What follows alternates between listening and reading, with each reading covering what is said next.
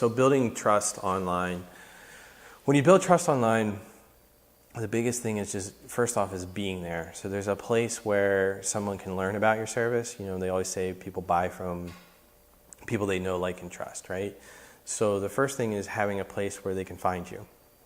And that's really one of the main focuses of social media at first, is making sure that people can see you, brand awareness, and getting some likes and getting a community going, so they'll learn how to know you.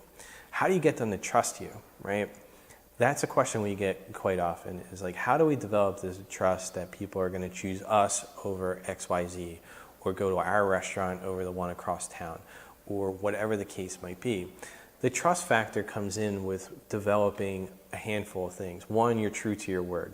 You know, so if there's an issue, you fix it. We've talked about that before in these videos. But more importantly is that if they have a question, you're there to answer it within a reasonable amount of time. If they have a problem, you fix it. If they have a question of when the place open or what the specials are, everything is there that you can easily navigate.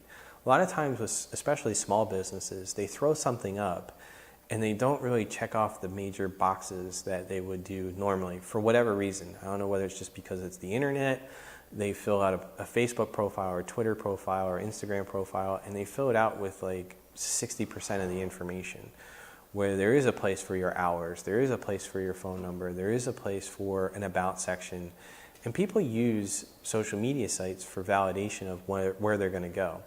They'll look at Yelp, they'll look at all these other places, they'll look at review sites, they'll search online, and they'll use Google for that. Once they decide that, hey, I'm going to go here because these reviews seem just good enough that I can make a decision that I want to go here, they'll then go to Facebook, or they'll look on Twitter, you know, especially demographics that are, you know, under the age of 30. They use that just a validation. Is this place real?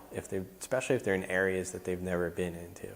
So it's important that when you're gaining the trust online and you're trying to develop new relationships, that you have things that are done entirely and you don't look haphazardly. You know, your website might be beautiful and everything there works well, but they found you on Facebook and your Facebook page looks atrocious.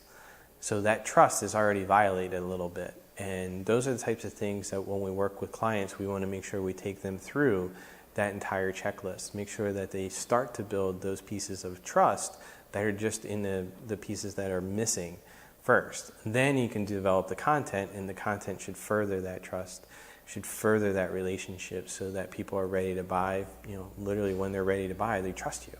You know, and it makes it a lot of fun to develop those things, but it has to be thought out and it can't be done, you know, sloppily. It needs a strategy.